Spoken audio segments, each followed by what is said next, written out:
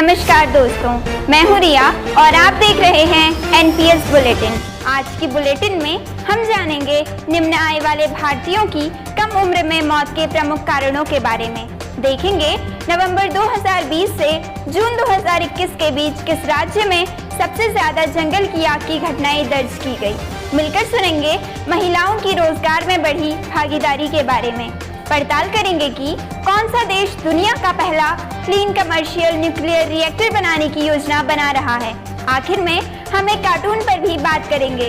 चलिए बढ़ते हैं खबरों के सिलसिले की ओर और सुनते हैं खबरें हमारे साथियों से।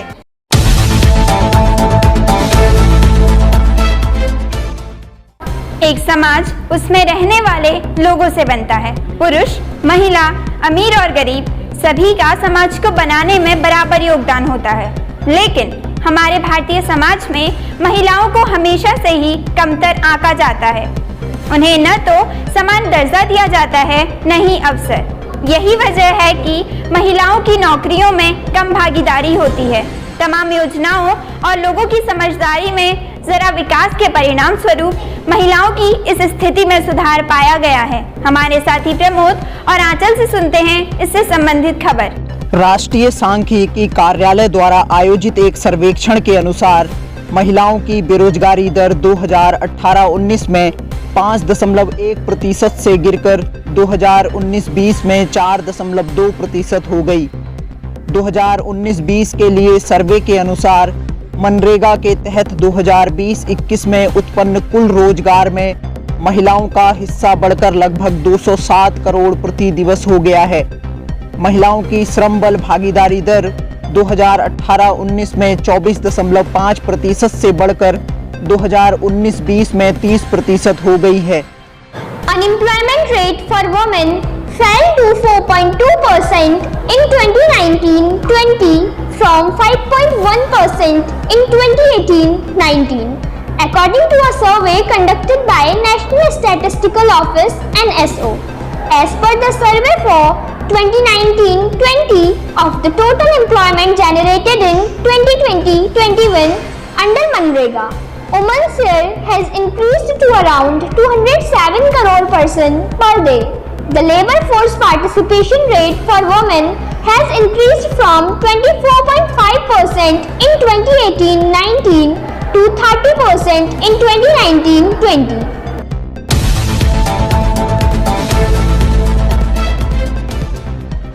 बढ़ते हैं राष्ट्रीय खबर की ओर और जानते हैं कि भारत में निम्न आयु वर्ग के लोगों की कम उम्र में मृत्यु और खराब स्वास्थ्य के क्या प्रमुख कारण हैं। इस बारे में बताने के लिए हमारे साथ हैं कृति और प्रकाश।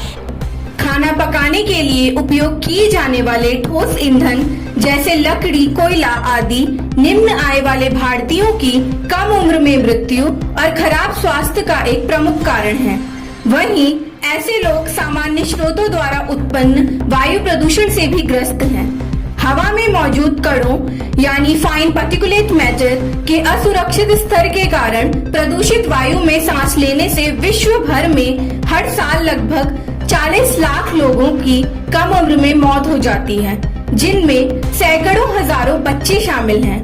वहीं इनमें से लगभग 25% मौतें अकेले भारत में होती हैं। Cooking with solid fuels like wood, coal is a major source of early death and ill health among lower income Indians. The same groups also suffers disproportionality from air pollution generated by other and more general sources. Breathing air with unsafe levels of fine particulate matter causes approximately 4 million early deaths each year globally. Hundreds of thousands of which are among children. About 25% of these deaths occur in India alone.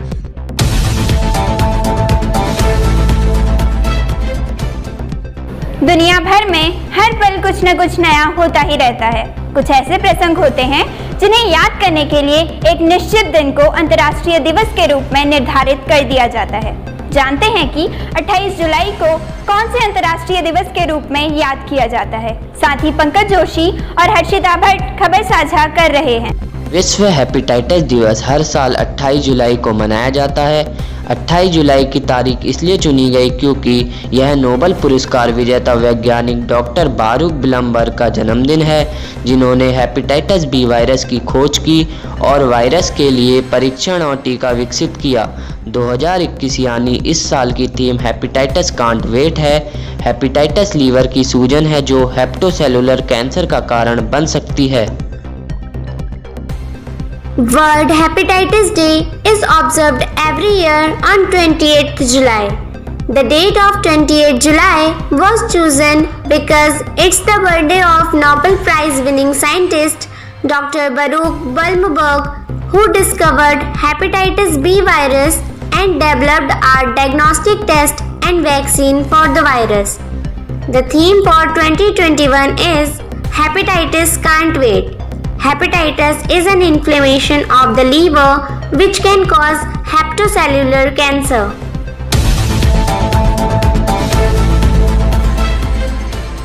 Bharat के भूभाग का करीब 21.67% हिस्सा जंगलों से घिरा हुआ है।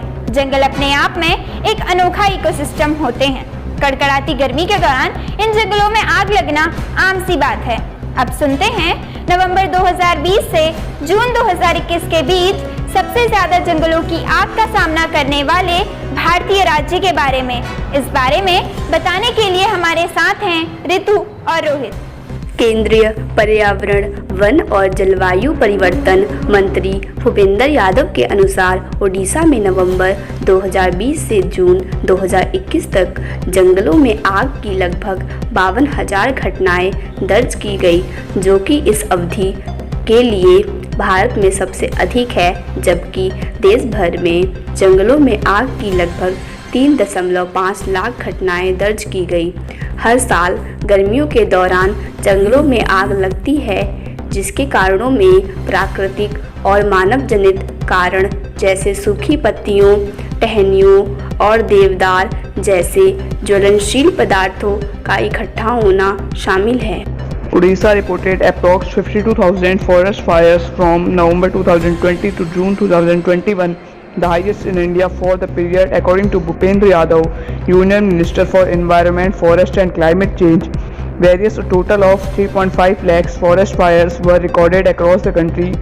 Forest fires occur every year during summer due to natural and anthropogenic reasons, including accumulation of inflammable materials such as dry leaves, twigs and pine needles.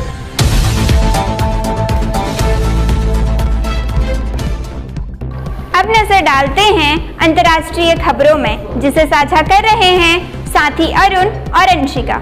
इनने लिक्विड थोरियम धातु और पिघले हुए नमक का उपयोग करके पहला क्लीन कमर्शियल न्यूक्लियर रिएक्टर बनाने की योजना की रूपरेखा तैयार की है। पहला प्रोटोटाइप रिएक्टर अगस्त में तैयार हो जाएगा। इसका पहला टेस्ट सितंबर 2021 में हो सकता है। क्लीन कमर्शियल न्यूक्लियर रिएक्टर का उपयोग बिजली उत्पादन के लिए किया जाता है। China has outlined plan to build the first clean commercial nuclear reactor using liquid thorium and molten salt. The first prototype reactor would be ready in August, with the first tested due in September 2021. The clean commercial nuclear reactor used to generate electricity for a power grid.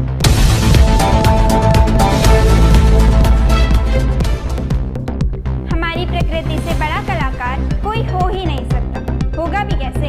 अरबों खरबों लोगों की जरूरतों को पूरा करने का बीड़ा हमारी कुदरत के पास ही तो है। हर साल इतने संसाधन पैदा करती है जिससे सभी की जरूरतें आसानी से पूरी हो सकती हैं, लेकिन हम इंसानों की लालसाएं इतनी होती हैं कि हम उन संसाधनों का अंधाधुंध दोहन करते हैं। पूरे साल के संसाधन साल पूरा होने से पहले ही खत्म हो जाते हैं। इस समय में महात्मा गांधी की कही एक बात याद आती है, पृथ्वी हर आदमी की ज़रूरत को पूरा करने के लिए पर्याप्त संसाधन प्रदान करती है, लेकिन हर आदमी के लालच को पूरा करने के लिए नहीं। चलिए इससे जुड़ी खबर सुनते हैं साथी दिया और मिलन से। World wide fund for nature के अनुसार हम मनुष्यों ने 29 जुलाई 2021 तक उन सभी जैविक संसाधनों का उपयोग कर लिया है जिन्हें हमारे ग्रह द्वारा पूरे वर्ष के दौरान पुनः उत्पन्न किया जाता है। यह चिंताजनक रूप से अर्थ ओवरशूट डे की वही तारीख है जहां दुनिया 2 साल पहले 2019 में पहुंची थी। इसका मतलब यह है कि नोवल कोरोना वायरस बीमारी से इसमें मामूली लाभ हुआ है। जानते हैं ऐसे क्या कारण है कि अर्थ ओवरशूट डे की वही तारीख 2021 में वापस आ गई। World wide fund for nature ने उल्लेख किया कि 2020 में वैश्विक कार्बन फुटप्रिंट में 6.6% की वृद्धि इसका प्रमुख कारण था। वहीं अमेज़न के वर्षा वनों की कटाई में वृद्धि के कारण वैश्विक वन जैव क्षमता में भी 0.5% की कमी थी। अकेले ब्राजील में लगभग 11 लाख हेक्टेयर वर्षा वन काट दिए गए, जो अमेज़न वर्षा वन का सबसे बड़ा घर है। According to the World Wide Fund for Nature, we humans has again used up all biological resources that our planet regenerates during the entire year by July 29, 2021.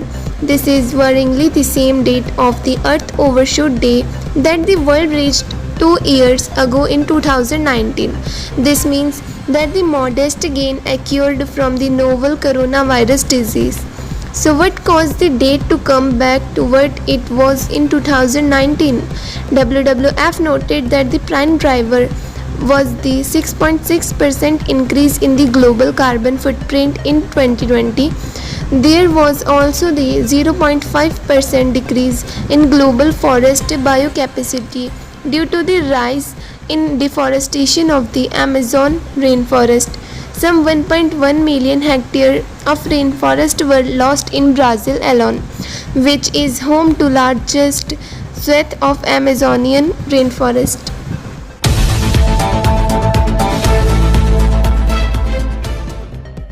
देश में कोरोना वायरस के बढ़ते संक्रमण के कारण हुए लॉकडाउन से लोगों को कई तरह की समस्याओं का सामना करना पड़ा। प्रवासी मजदूरों के पास काम नहीं रहा तो वे हजारों की तादाद में अपने घरों की ओर पैदल चल पड़े। इस दौरान उन्हें लॉकडाउन के सख्त कायदों को भी झेलना पड़ा। पूरी स्थिति को बीबीसी हिंदी के कार्टूनिस्ट कीर्तिश भट्ट ने अपने कार्टून में ऐसे दर्शाया है।